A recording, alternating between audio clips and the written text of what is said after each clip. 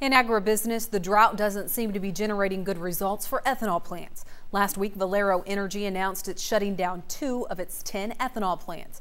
It's temporarily suspending production of its Albion, Nebraska plant, and the company says it's shutting down its Linden, Indiana site. Each plant employs 120 people and has the capacity to produce 120 million gallons of ethanol annually. In this morning's analysis, Al Pell talks to Mike Hogan of Stewart-Peterson Group on why some ethanol plants aren't able to survive. Our guest here at the Agribusiness Desk this morning is Mike Hogan from Stewart-Peterson, and we were talking a little bit off camera a while ago about ethanol plants, and I know that Indiana just shut down an ethanol plant temporarily, yep. And there's a couple out in Nebraska that's closing down because apparently they can't get the corn or some reason or the other. What is going on? Because we've now got 15% ethanol. Okay, looks like we're going to be using more of it. So can you kind of describe what's happening? Sure, a couple of things. One, we've certainly got a shortage of old crop corn. Okay. So I mean, while you still may have some to get the pieces to exactly where it needs to be, especially for the ethanol. And they need corn to produce ethanol. Exactly. So as you try to get those pieces moved in the right spot, it might not always work logistically as well as they would like for cost reasons. So that's part of where you're going to shut some of those plants down or just do some breaks on maintenance.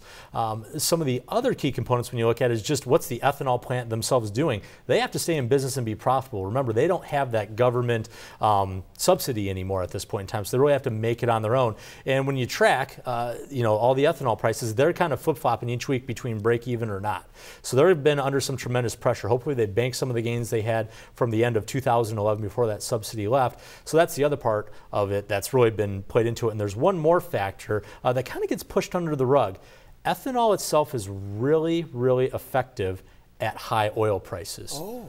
So, you know, while there's some worry that it may not quite cure high oil prices, and there's all sorts of reports say all sorts of different things, but the key component is that we watch is when oil's at $100 plus, ethanol is really humming. We've dropped down, we're in the high 70s right now. That's part of it. So you're only going to get the mandate. Brazil has a better crop coming. They were short. We exported a bunch of it to them last year. That's probably going offline now. So really only what's mandated might be up ahead, and that might spell just a little bit of stagnancy for that industry for a bit. Okay, well wondered. Thank you very much. Mike Hogan with the information. He's from Stewart-Peterson here on Ag Day. We'll be back more in a moment.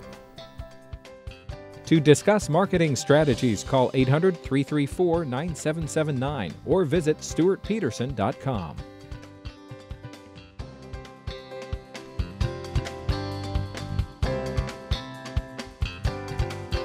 Selling your crops? Don't get just one price, get 5.